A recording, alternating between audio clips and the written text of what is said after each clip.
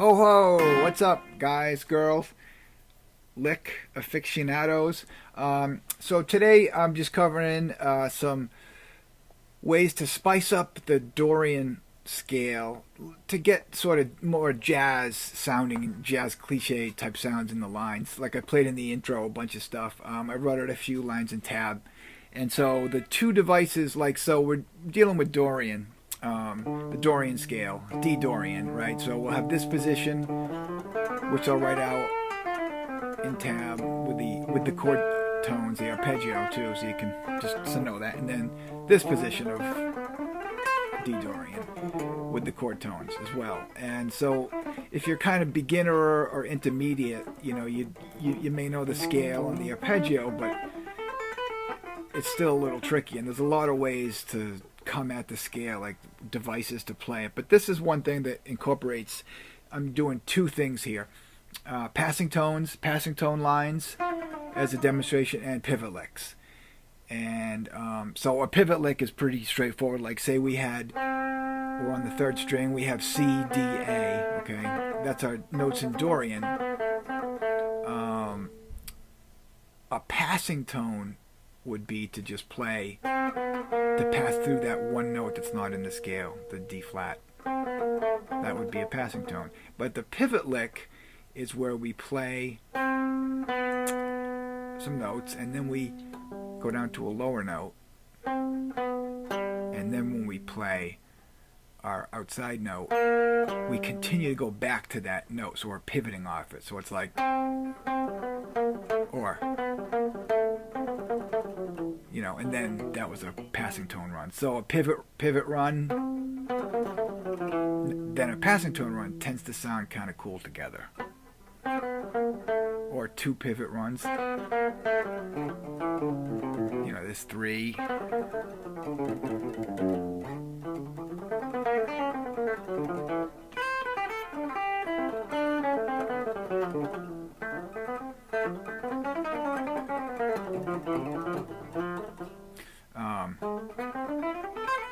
There's just a few pivots, passing tones. So our first lick, we're in D Dorian.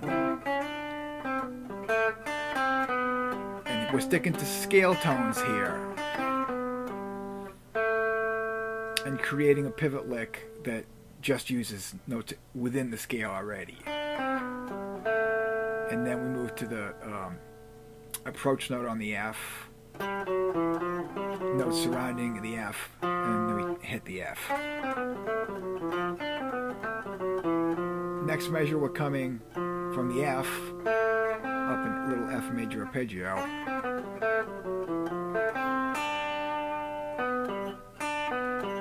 And then we come down a G major arpeggio. But now here's where the pivot lick comes in. We just played B, G, so now we're gonna drop that B to B flat and go back to the G, pivoting off the G. So we have a passing tone, and each in between those notes, we're pivoting off that G. So the effect we get is, so it sounds cool. So we go up the F arpeggio, down the G, and then the pivot lick.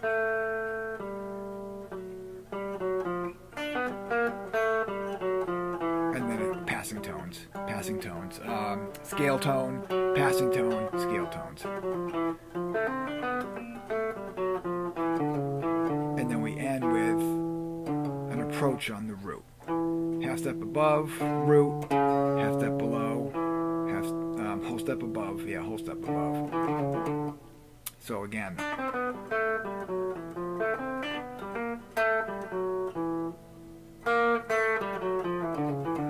Good that up.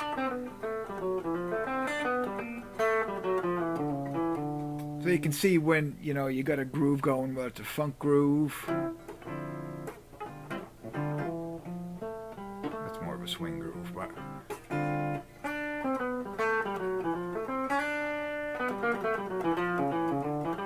you know, so the lines, they have that sort of chromatic kind of a bounciness to them rather than just, you know, playing lines up and down. Now this next one, we're starting up on the A, the fifth, and we're in D Dorian. up on the 5, dropping to the tritone, the flat 5, technically a passing tone, but instead of just passing through it, we're going to do it as a pivot note. So we'll drop down to the E, that's what we're going to pivot off of. And then we'll run down the scale. Oh no, with a passing tone. Yeah. Once we get to that G, and then from the F, E, passing tone, E.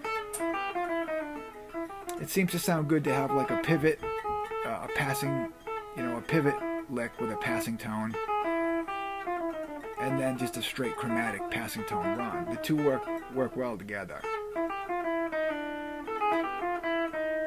Now this continues on though. We're not done yet. We have a pivot. So here we're going down the 3rd string, and our outside note is the D flat. So we get to the B, hit the G, go to the B flat, back to the G, so there's a pivot lick on the G. And they're called pivot licks. It might sound strange, but when you actually play in guitar, it's more like a shape. You think of it like, oh, I get it. Yeah, okay. So I just keep one note on the bottom and switch the top notes. It's pretty easy to get. And if you play it very staccato, don't let it ring. Cut it as short as possible.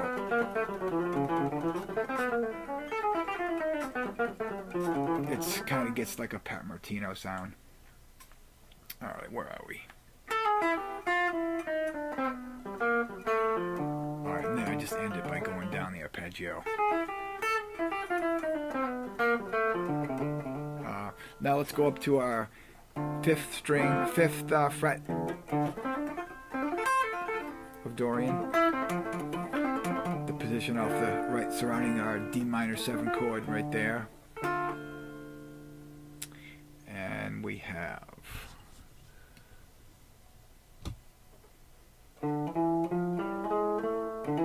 up the scale, including a passing tone on the way up, or that's the tritone. You could just think of that as the blue note. It's a passing tone, so there's kind of a pivot lick on the C and the B, pivoting off the A. So those are all inside notes, but there we're using our outside note, and we're going down to the E and pivoting on the E.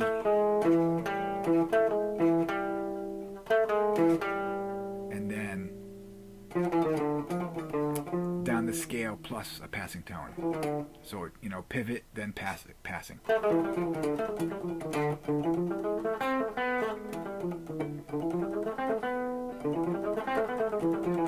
that's a great lick. That's definitely a Pat Martino lick.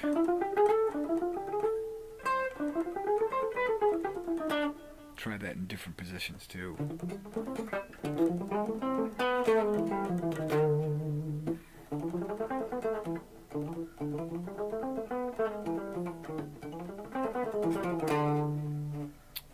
So good use, passing tones, and pivot. Next lick, same position of Dorian.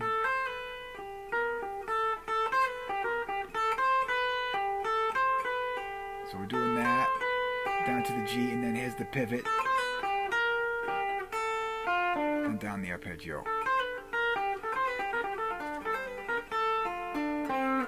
Down the scale, all the way down to the A. So now we're following a shape. Okay, those 2 notes are in Dorian, so then we drop to the next 2 notes in Dorian, the B and the G, and now we're going to take that shape, because if we go down 2 frets, that's the next shape, right? So it's the same shape, but we have a fret in between, so we might as well, this is like a nice way to, instead of just passing notes, we're playing the passing shape. And that ends up sounding like, and that final shape is part of the chord, A, F, so it's part of the... So this whole line...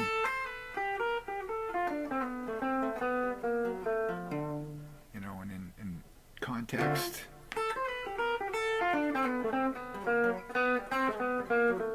That kind of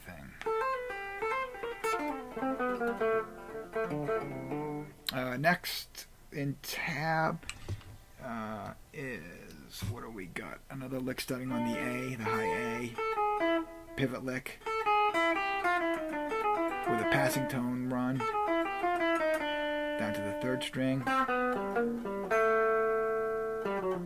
So that's basically the same thing twice.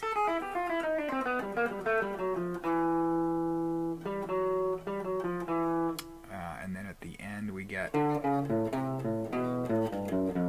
so it's just the same thing right across the strings. Pivot lick, passing tones, pivot, passing tones, pivot lick.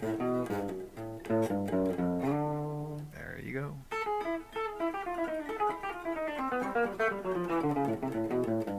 And there's so many ways to, you know, change that up. That was a very straight... Any of those passing tones, for example, could have been made into like an approach note. Like I could have approached the F, and then maybe gone up the arpeggio, approach the D, there's a pivot, some passing. Now I'm down here. Instead of just doing passing, I could approach the G, go up the G arpeggio, up the F arpeggio. Now I'm up here, start my pivot licks again.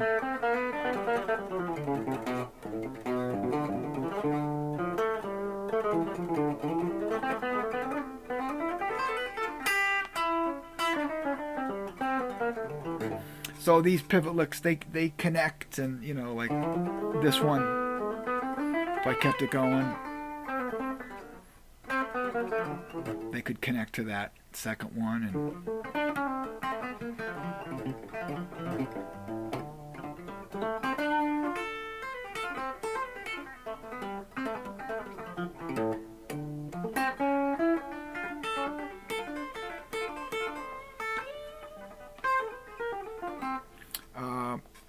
so try these out, you know, over like a funk or a swing groove, and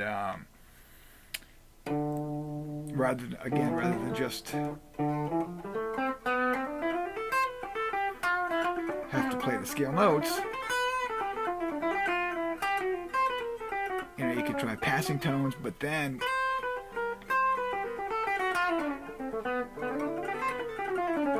with the pivot licks, they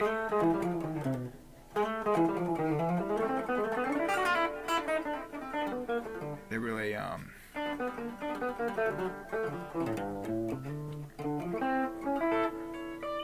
really helps to make them sound a little more interesting. So there's just two devices: passing tones, pivot licks, and then a little bit on the approach note too. Approach notes are always there. So when you start combining all these things, it makes the lines a little more interesting. And you start slow, and then, you know, build up the tempo. You can think at a faster rate as you slowly build up the tempo.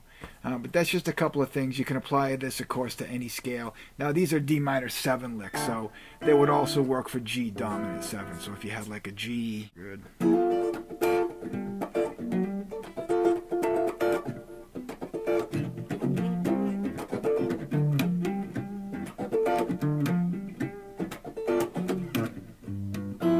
These exact licks.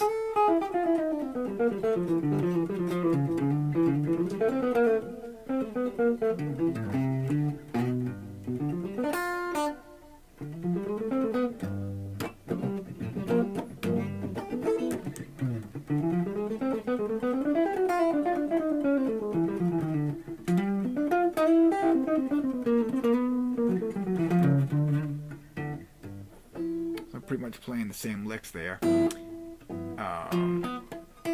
Even focused on the D chord tones too. That's done a lot. Cool. Any questions, let me know. Please subscribe. Any comments on any other things that you might be interested in covering in these video sessions. And that's all. See you next time. Thanks.